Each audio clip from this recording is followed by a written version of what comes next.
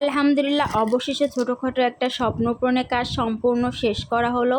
আর তার জন্য আমরা খুবই খুশি হওয়াতে ছোটোকে একটা মিলাদের আয়োজন করেছিলাম। আল্লাহ পাকের কাছে লাখো কোটি শুকরিয়া। আমরা সকাল সকাল ঘুম থেকে উঠে গ্রামের উদ্দেশ্যে রওনা দিয়ে দিছি, যেহেতু আমাদের গ্রামেই যেতে হবে। আর সকাল থেকে প্রচুর মেঘ ছিল, হালকা বৃষ্টি হয়েছে। এদিকে এত বৃষ্টি হয়েছে যে আমরা বৃষ্টির ভিতর এসে পড়েছিলাম। আর বৃষ্টির ভিতরে সবাই মিলে হাতে হাতে কাজ করে আমরা সবগুলো কাজ সম্পূর্ণ করে সব কিছু রেডি করে ফেলেছি। আর এত বৃষ্টি বলার মতো না, এই বৃষ্টিতে কিভাবে আজকে মিলাদের আয়োজন হবে সেটা নিয়ে সবাই চিন্তিত ছিলাম। এদিকে যেহেতু বৃষ্টি হচ্ছে প্রচুর, তাই ঘরের ভিতর রান্না করারই প্রস্তুতি নেওয়া হয়েছে। এদিকে জাল ধরানো খুবই কষ্ট হচ্ছিল, যেহেতু বৃষ্টি হচ্ছে, খড়িগুলি সবই ভিজে গেছে। তারপরেও অনেক কষ্টে জাল ধরানো হয়েছে। আর ভিডিও করে দেখাতে পারিনি বৃষ্টির ভিতরে, তাই এদিকে মাংস রান্না আমাদের শেষ হয়ে গেছে, এখন খিচুড়ি তুলে দিয়েছে। ভিডিওর মাঝে একটা কথা বলে রাখি আপনাদের, আমার কথা বলার ভিতরে যদি কোনো ভুল হয় অবশ্যই আপনারা ক্ষমা দৃষ্টি দেখবেন।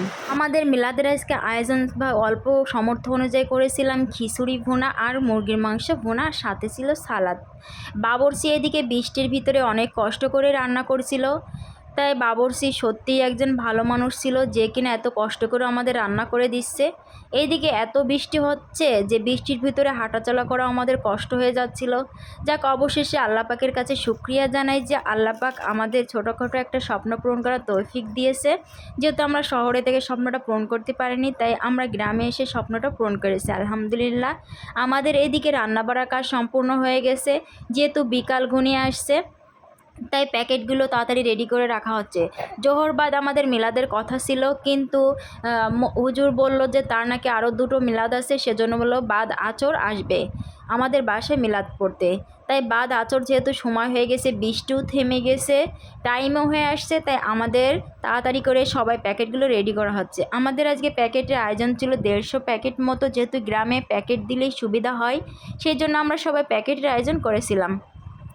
এদিকে মিলাদ হয়ে গেছে, মিলাদ হয়ে যা তো আমি এদিকে একটু ভিডিও করে রাখছিলাম, আর এদিকে সবাইকে প্যাকেট দিয়ে দিচ্ছিল। আলহামদুলিল্লাহ, প্যাকেটে সম্পূর্ণভাবে হয়ে গেছে। আমার ছেলে এদিকে কি বলছে সেটাই।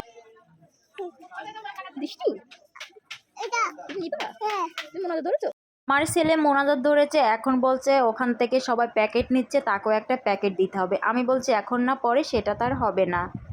আমি একটা জিনিস খেয়াল করে দেখেছি, আমি গ্রামে সবার মন জোগানো খুবই কষ্ট হয়ে যায়, তাদের মন কিছুতেই ভরে না। এখানে বাচ্চারা আসছিল, এই বাচ্চাদেরকে একটা প্যাকেট দেওয়াতে তারা খুশি ছিল না, তাই তাদের দুটো করে প্যাকেট দেওয়া হয়েছিল। আর যেহেতু বৃষ্টি থেমে গিয়েছিল, সম্পূর্ণ কাজটা হয়েছে আলহামদুলিল্লাহ। আমরা বাসায় চলে যাব, সেই জন্য বিকেলবেলা আমরা নদীর ধারে চলে আসি। আর এখানে অনেক সবজি বাগান ছিল, তাই আমরা এখান থেকে কিছু টাটকা টাটকা সবজি নেওয়ার জন্য চলে আসি। এখানে এসে দেখি প্রচুর পটল গাছ ছিল, আর আমি পটলগুলো ধরে ধরে দেখছিলাম আসলে তোলার মতো হয়েছে কিনা।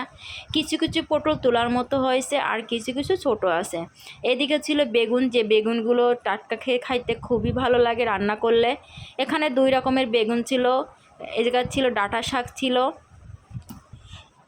ঢ্যাঁড়স গাছ ছিল। ঢ্যাঁড়সও আমি দেখছিলাম যে ঢ্যাঁড়স নিতে পারি কিনা, কিন্তু ঢ্যাঁড়স এখনও ছোটো ছোটো ছিল, যার কারণে ঢ্যাঁড়সও নেওয়া হয়নি, বেগুনও নিতে পারিনি।